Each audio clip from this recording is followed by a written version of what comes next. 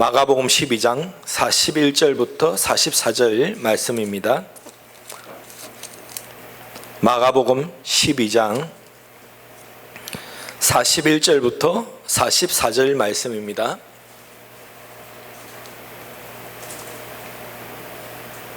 신약성경 77쪽입니다. 마가복음 12장 41절부터 44절 다 같이 합독합니다. 예수께서 헌금함을 대하여 앉아서 무리가 어떻게 헌금함에 돈 넣는가를 보실세 여러 부자는 많이 넣는데 한 가난한 가부는 와서 2렙돈 한 고들 한 턴을 넣은지라. 예수께서 제자들을 불러다가 이르시되 내가 진실로 너에게 이르노니 이 가난한 가부는 헌금함에 모든 많이 넣었도다. 그들은 다 그 풍족한 중에 넣었거니와 이 가부는 그 가난한 중에서 자기의 모든 소유 그 생활비 전부를 넣었느니라 하시니라. 아멘. 자, 우리가 몇 주간에 걸쳐서 성전에 대해서 배웠죠. 우리가 BC 1500년경 제초로 모세를 통해서 하나님께서 성막을 지으라고 하셨죠. 그거 보면 정확하게 구분되어 있죠. 가로 세로가 몇 센치, 높이가 어떻고, 그리고 안에는 어떻게 구조를 해야 된다 정확하게 알려주죠. 그래서 보면 휘장도 있고 지성소, 성소와 지성소 구분도 있고, 그 지성소 안에는 언약궤도 있고 언약궤 안에는 세 가지가 들어 있습니다. 만나를 향했던 다마 항아리하고 아론의 쌍난 지팡이와 하나님께서 주신 십계명이 적힌 2 돌판이 담겨 있었습니다. 그리고 그 나중에 성막이 이어지다가 결국은 나중에 법궤를 뺏기게 되는 일, 그 사건 아시죠? 그때가 이제 BC 1000년이니까 성막이 지어진 이제 500년 있다가 이제 새로운 그 성전의 역사가 시작되는데, 그것이 뭐냐면 법궤가 뺏겼다가 다시 되돌아올 때 다윗이 그 뺏어온 법궤를 안치하기 위해서 뭡니까? 다윗의 장막을 만들죠. 보면 장막 안에는 아무것도 없습니다. 옛날에 뭐 금초대도 없고 보면 뭐 떡상도 없어요. 보면 덩그러니 법궤만 그 가운데 남겨져 있습니다. 그런데도 거기에 찬양이 있고 예배가 있으니까 하나님이 그곳에서 그 다윗의 장막을 통해서도 임재의 축복을 내려주셨죠. 그런데 이제 다윗이 죽고 그 아들이 솔로몬이 이제 성전을 짓기 시작하죠. 7년 반 동안 짓습니다. 그 보면 전신에 금으로 지어요. 그 들어간 금이 얼마나 많은지 헤아릴 수 없을 만큼 휘황찬란하게 짓습니다. 그런데 나중에 보면 그 하나의 특징 중에 하나가 그 법궤 안에는 뭐가 있냐면 2 돌판만 있죠. 나중에 보면 2가지가 없어졌어요. 아마 뺏겼을 때 그것이 사라진 것 같아요. 그럼에도 불구하고 그 성전, 우리가 지난주 보면 낙성식 할 때 그곳에 하나님의 영이 충만하게 구름으로 불로 임했고, 또 솔로몬에게 직접 나타나셔서 축복의 말씀도 주셨죠. 그런데 이 성전, 솔로몬 성전도요, 결국은 500년 정도 있다가 어떻게 됩니까? 바벨론 제국, 바벨론이 쳐들어와 가지고 586년 7년 어간에 BC 모든 것을 다 이제 성전을 다 무너뜨려 버리고 그 성전 안에 있는 모든 기구들을 다 바벨론으로 가져가 버렸죠. 그러니까 성전이 다 없어져 버렸어요. 그 안에 물건도 다 없어져 버렸어요. 그래서 나중에 이제 이 하나님께서 다시 남쪽 유다를 회복시켜 주시잖아요. 회복시켜 줄 때 이제 바벨론 제국이 망하고 페르시아 제국, 바사 제국이 들었을 때 그 초대 왕이었던 고레스가 어떻게 합니까? 하나님이 감동시키니까 모든 유대인들, 히브리인들은 다시 네 고국에 되돌아가서 뭘 하라냐면 성전을 지어라 그래요.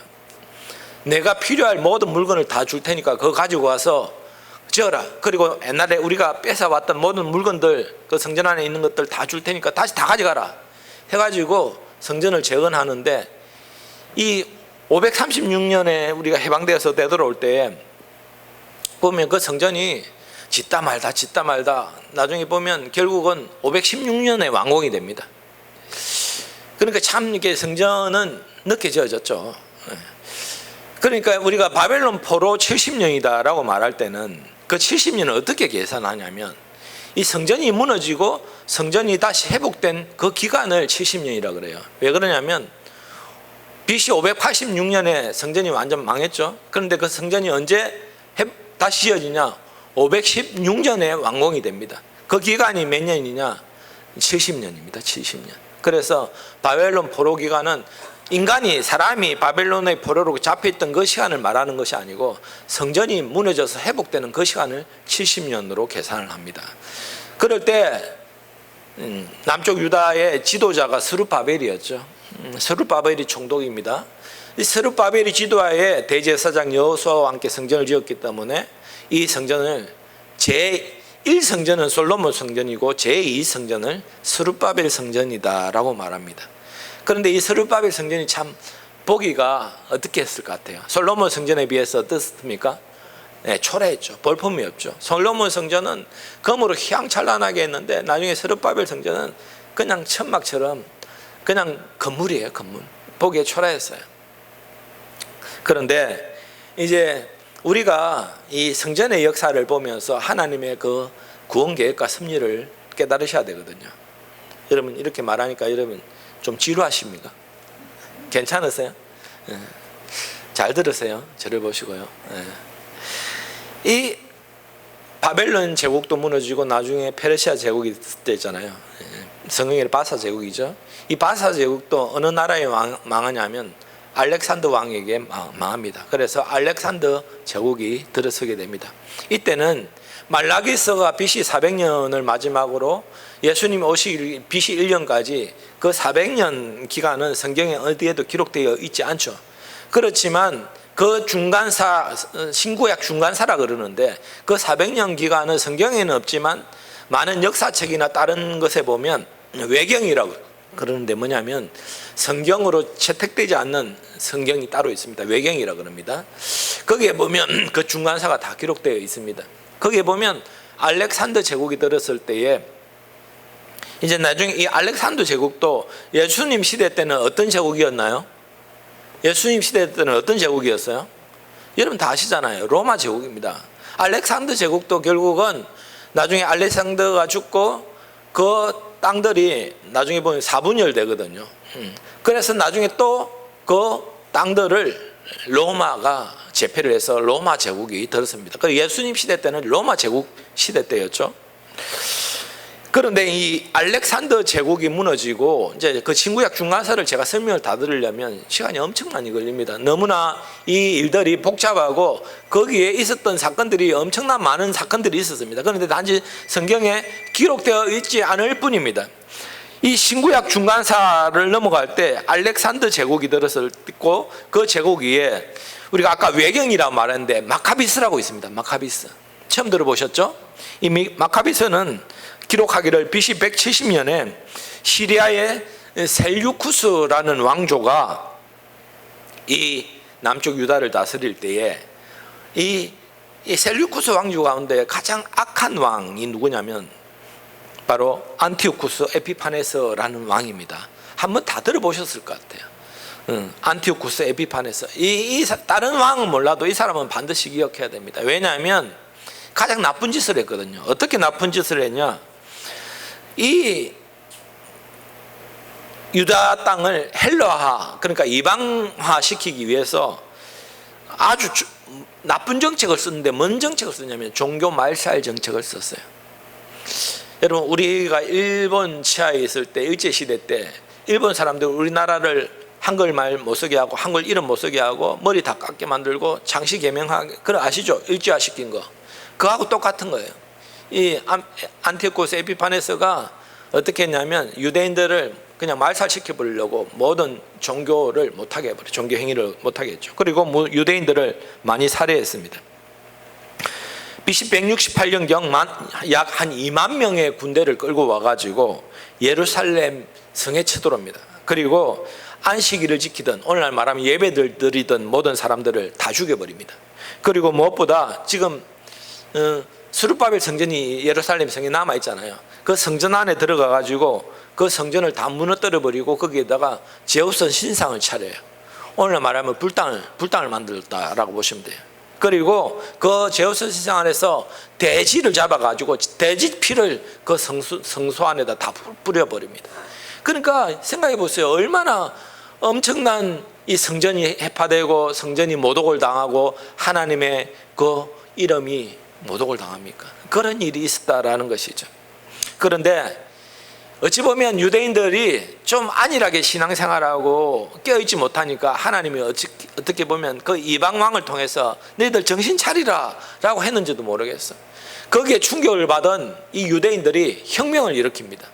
어떻게 혁명을 일으키냐, 이 성전이 모독되니까 유대인들이 하스몬이라는 그 가문에 속한 제사장 마따디아와 그 다섯째 아들인 마카비가 주류가 되어서 이 셀류쿠스 왕가에 대해서 전쟁을 일으킵니다. 이것이 마카비 혁명입니다. 그런데 이것이요, 생각해 보세요. 우리가 만약에 일제시대 때 우리나라 독립군들을 몇 명 해가지고 일제를 싸워서 이길 수가 있습니까? 도저히 안 되죠. 그런데 그렇게 했어요. 그런데 어떻게 되냐, 그 싸움에서 말 그대로 다윗과 골리앗의 싸움이라 보시면 되는데, 그 마카비 혁명을 일으킨 유대인들의 힘을 앞에서 싸웠는데 결국 거기서 이겼다라는 것입니다.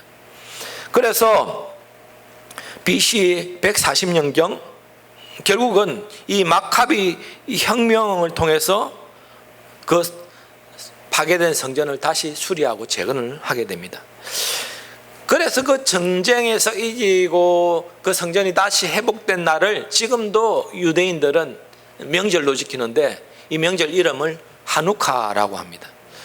여러분 잘 알다시피 우리가 에스더스 보면 불임절 아시잖아요.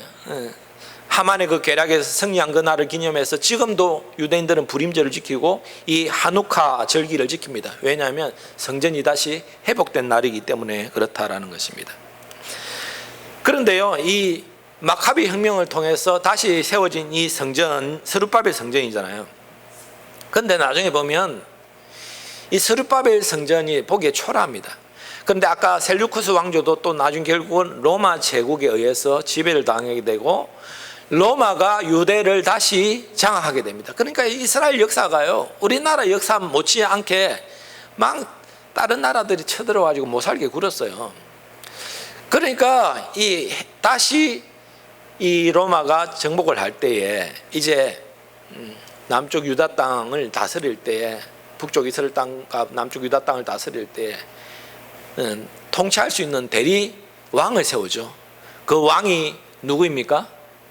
여러분 잘 아시는 예수님 태어날 당시에 있었던 헤롯 왕이죠. 헤롯 왕입니다. 이 헤롯 왕은 정통 유대인이 아닙니다. 에돔 족속입니다. 그런데 이 유대인들을 다스리려고 보니까 이들이 한심을 사고 그들에게 지지를 받고 인정을 받기 위해서는 그들이 가장 좋아하는 것 뭐냐, 사탕을 주자, 당근을 주자 해가지고 스룹바벨 성전이 보기에 볼품이 없으니까 그 성전을 아주 화려하게 크게 웅장하게 다시 재건을 합니다. 정개축을 한 것이죠.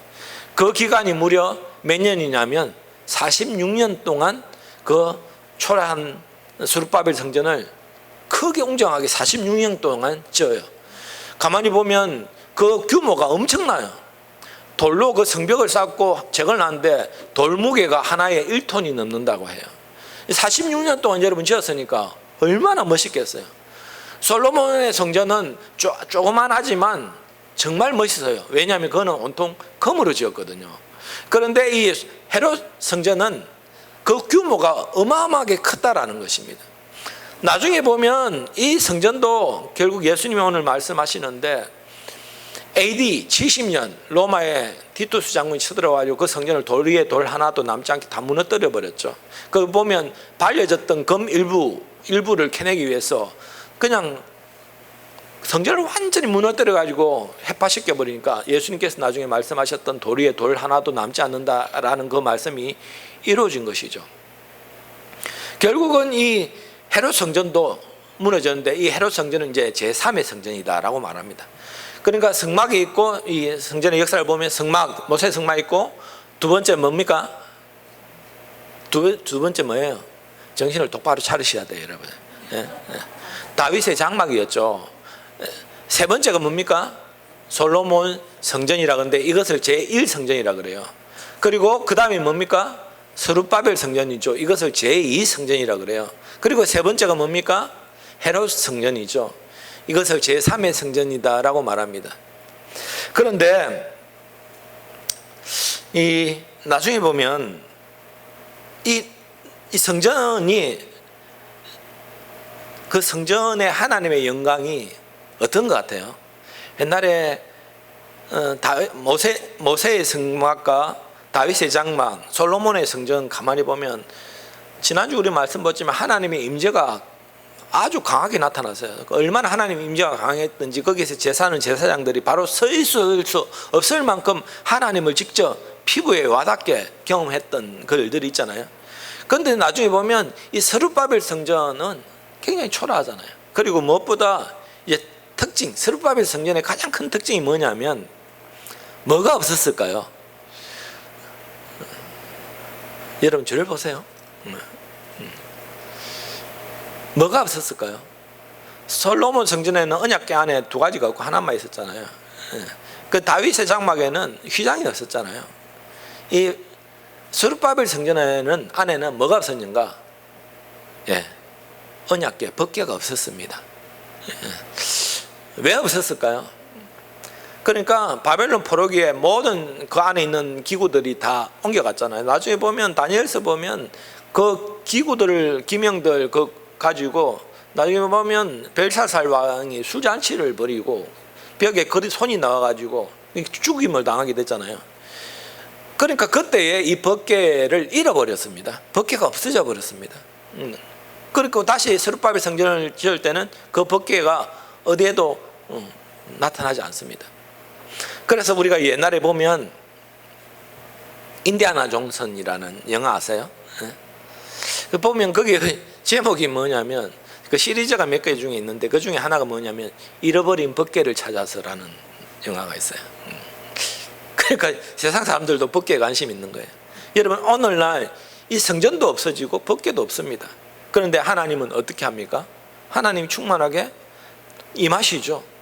눈에 보이는 성전은 없지만 눈에 보이지 않는 새 성전을 하나님께서 세우신 것이죠. 바로 예수 그리스도를 통해서 세우신 것이죠. 그러니까 이 성전의 역사를 보면 은연중에 뭘 말하냐면 예수님, 보이지 않는 예수님이 이 땅에 오셔서 보이지 않는 새 성전을 다시 세우실 것을 우리에게 가르쳐주고 계시는 것이죠.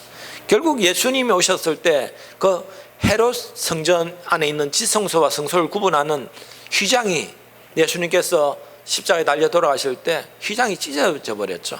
그것은 뭐냐면 뭘 의미합니까? 더 이상 눈에 보이는 성전은 필요 없다라는 것입니다. 눈에 보이지 않는 그 성전을 새로 세우겠다라는 것입니다. 누구를 통해서요? 오늘날 예수 믿는 저와 여러분들을 통해서 눈에 보이지 않는 성전을 세우겠다라는 것입니다. 우리가 이 모세의 성막부터 헤롯 성전까지 역사가 거의 1500년이잖아요. 1500년의 이 역사를 통해서 하나님의 그 성전의 의미를 우리에게 가르쳐 주시고, 지금은 그 성전이 얼마나 중요한 걸 또 알게 해주시면서 그 성전은 곧 예수 믿는 너희가 성전이다라고 말할 때 우리 한 사람 한 사람이 예배하는 이 성전이 얼마나 중요한지를 깨달으셔야 된다라는 것입니다. 여러분, 그래서 지난주에 제가 성전은 거룩하고 깨끗해야 된다라고 했잖아요. 죄 때문에 오염되고 우리의 마음 상태가 온전치 못하고, 그리고 우리가 말과 행동과 생각들이 그냥 우리가 성전인지를 인식하지 못하니까 자꾸 우리를 더럽혀요. 성전은 깨끗한 곳입니다, 여러분. 여러분, 성전이 먼지가 없고 오염되지 않아서 깨끗한 것이 아니고 그 속에 죄가 없는 거예요. 죄가 없는 거. 깨끗한 겁니다. 저와 여러분들은 오늘 깨끗해야 된다라는 것입니다. 결국은 이 성전도 나중에 예루살렘 성전도 해파되었죠. 그런데 오늘 이 보면 우리가 이제 본문 마가복음 13장 41절부터 보시면 가부의 두 렙돈 이야기잖아요. 예수님께서 이제 성전에 입성하시고 지금 이 시기가 예수님께서 이제 좀 있으면 십자가에 달려 돌아가실 그 일주일 동안 있는 이야기인데, 성전에 먼저 예수님께서 나귀를 타시고 사람들이 종려나무 가지를 흔들며 입성했을 때 사람들 호산나 호산나 하면서 외쳤잖아요. 성전에서 제일 먼저 가서 하신 것이 마가복음 11장에 보면 예루살렘 성에 들어가자마자 뭘 하셨나요? 둘로 엎었죠. 비둘기 팔고 매매하고 장사하고 돈 바꾸는 사람들 그냥 채찍으로 휘둘려고 여러분 성전에서 어떻게 그렇게 하죠? 우리가 생각해 볼 때 성전은 거룩하고 깨끗한 건데 예수님께서 왜 그렇게 하셨을까? 벌써 이 성전은 뭐냐? 하나님의 영광이 떠난 거예요. 그 눈에 보이는 성전은 더 이상 성전이 아닌 것입니다. 사람들이 그냥 보면 도적의 소굴이다라고 예수님께서 표현합니다. 성전이 어떻게 강도의 소굴이 돼요? 인간이 그렇게 만들어버린 거예요. 그러니까 여러분, 우리가 지금 내가 강도의 소굴이 되지는 않았는가? 그런 분은 없겠죠, 예수 믿으면서. 그런데 계속 여러분, 우리가 온전치 못하면 그렇게 변질되는 거예요. 교회 다니면서도 왜 성도들끼리 싸우고 교회가 그렇게 막 타락되어지고 막 합니까? 강도의 소굴 되는 것이죠. 여러분, 우리가 성전되어야 됩니다. 깨끗해야 됩니다. 그래서 예수님께서 그 성전 정화 사건이라 그러는데 그냥 성전을 그냥 다 둘러 엎어버렸어요. 그러면서 이제 성전 안에서 있었던 일이 뭐냐? 한 사건을 본 거예요. 뭐냐면 가만히 보니까 사람들이 성전 안에다 헌금을 하는데 막 믿음 좋은 사고 자칭 믿음 좋다고 하는 사람들은 엄청난 돈을 헌금하면서 그 옛날 동전은 지폐가 아니고 동전이잖아요. 땡그랑 소리가 나잖아요. 그러면 돈을 많이 내면 소리가 막 돈 쏟아지는 소리가 우르르 나는 거예요. 그러면 와, 저 사람 헌금 많이 했다, 대단하다, 이렇게 말하는 거예요. 그런데 가만히 보니까 정말 초라한 한 가부 보면 12장 41절 보시면 예수께서 헌금함에 대하여 앉아서 무리가 어떻게 헌금함을 돋는가를 보실세 여러 부자는 많이 넣는데 한 가난한 가부는 와서 두 렙돈 한 고두란턴을 넣은지라. 예수께서 제자들을 불러다가 이르시되 내가 진실로 너에게 이르노니 이 가난한 가부는 헌금함에 넣는 모든 것이 다른 사람보다 많이 넣었다. 그들은 다 그 풍족한 중에 넣었거니와 이 가부는 그 가난한 중에 자기 모든 소유고 생활비 전부를 넣었다라고 되어 있습니다. 여러분, 이게 예수님이 보는 헌금의 가치 기준은 틀린 거예요. 사람들은 금액의 액수를 보지만 예수님은 그 정성을 보시는 것이죠. 두 렙돈은 헬라 화폐고요, 한 고도란턴 이거는 로마 화폐인데 똑같은 금액입니다. 두 렙돈, 오늘날 말하면 20원 정도에 해당되는 돈이죠. 옛날에는 제가 어릴 때는요 10원짜리 두 개도 100원짜리나 뭐 50원짜리나 크기가 똑같고 무겁고 이렇게 했지만 요즘에 제가 10원짜리 참 구경한 지도 오래됐지만 10원짜리 보니까 요즘에 바뀌었더라고요. 조그만 해가지고 이게 돈인지 뭔지 구분도 안 가고 참 값어치가 너무 없어졌어요. 사람들이 10원짜리를 바꿔다가 10원짜리보다 더 돈 되는 그 동을 녹여가 있으니까 정부에서 값어치가 없게 만들어 버렸죠. 말 그대로 많이 해봤자 한 200원 넣었다 생각하시면 돼요. 여러분, 그 정말 작은 돈이고 부자들은 많이 넣었어. 100만 원, 200만 원 넣었는지도 모르겠어요. 그런데 예수님은 왜 가만히 지켜보셨다가 그렇게 할까요? 예수님이 지켜보고 계셨던 거예요. 어떻게 하나. 그런데 예수님의 결론은 뭐냐? 저 가부가 넣은 것이 가장 많이 넣었다. 다른 사람들보다 가장 많은 것을 넣었다는 거예요. 예수님은 정성을 보신 거예요. 그런 후에 예수님께서 이제 성전에 나오십니다. 나오셨을 때 그 성전을 바라보면 13장 1절 보시면 이게 저 성전 안에서 가부의 두 렙돈 그 사건 후에 성전에 나오시고 13장 1절 보시면 예수께서 성전에 나가실 때 제자들 중에 하나가 이르되 선생님이여 보소서 이 돌들이 어떠하며 이 건물들이 어떠하나이까. 자, 제자들이 이제 성전을 나오면서 성전은 그 화려한 성전에 있다고 나오면서 이렇게 성전을 보니까 이 돌들이 어떠하며, 여러분 지금도 이 예루살렘 성전이 완전히 무너졌잖아요. AD 70년에 아까 제가 티투스 장군에 의해서 무너졌는데 성벽도 다 무너뜨려 버렸어요. 그런데 완전히 무너지지 않는 서쪽 성벽 일부가 남아있죠. 지금도 여러분 그 전 세계를 비추는 CCTV가 있습니다. 아세요? 저는 한 번씩 CCTV를 보거든요. 우리나라도 여러분 고속도로 상황을 볼 수 있는 CCTV 여러분 어플 깔고 보면 다 보이잖아요. 예. 국도 상황도 보이고 또 바다 상황도 CCTV로 다 보입니다. 그러면 해운대 바다가 지금 어떤지 CCTV로 볼 수 있어요. 여러분 몰라서 그렇지 다 봅니다. 예. 볼 수 있는 방법이 있어요. 예. 우리나라 곳곳 다 볼 수 있어요. 그런데 신기한 게 뭐냐면 지금도 전 세계 중요한 관광지는 CCTV를 영상으로 실시간 바로 띄워줍니다. 그 중에 하나가 뭐냐면 아직도 통곡의 그 벽이라 그러죠. 서쪽에 무너지지 않은 그 서쪽 일부의 벽, 통곡의 벽을 실시간으로 영상으로 보내줍니다. CCTV로요. 그거 한 번씩 보면 그 관광객들이 딱 보면 나눠서 가죠. 일부는 이슬람권 나라들 들어간 장소 있고, 일부는 유대인들이 들어갈 수 있는 장소 있고, 일부는 또 기독교인들, 개신교들이 들어갈 수 있는 장소가 다 구분되어 있습니다. 이 보면 거기에 가서 유대인들 근무하고 있습니까? 예, 검은 옷 입은 모자 쓴 사람들이 그 통곡의 벽 앞에다 기도문을 적어서 그 빈틈에다 집어넣고 뭐 하면 계속 뭘 하고 있어요. 기도를 하는지 뭘 하는지 계속 뭘 하고 있어요. 그런데 그 보면 예수께서 13장 1절에 보면 성전에 나가실 때 제자 중 하나 이르되 선생님 보소 돌들이 어떻습니까? 이 건물들이 어떠합니까? 여러분 그 서쪽 일부 남아있는 그거 보더라도 이 돌 하나 규모가 얼마나 큰지 웅장한지 알 수가 있습니다. 통곡의 그 벽 일부만 봐도요. 그러니까 그게 아직 무너지기 전에 지금 제자들이 그 성전과 그 통곡 벽들을 보면서 이 돌들이 어떠합니까? 이 건물들이 얼마나 멋있습니까? 대단합니다. 이렇게 말하는 것이죠. 그러니까 여러분들은 지금 완공되어 있는 헤롯 성전을 볼 수 없죠. 무너져 버렸기 때문에. 거기에 그 자리에 지금 여러분 이슬람 사원이 들었었잖아요. 예루살렘 성전은 완전히 없어져 버리고 이슬람 그 자리에 이슬람 사원이 들어서 있어요. 모스크가 들어서 있잖아요. 황금돔이라고. 그렇게 말할 때 예수님께서 그래 대단하다, 휘황찬란하네 이렇게 말할 줄 알았는데 이 13장 2절 보시면 예수께서 이르시되 내가 이 큰 건물들을 보느냐 돌 하나도 돌 위에 남지 아니하고 다 무너뜨려지리라 하시니라 라고 되어 있습니다.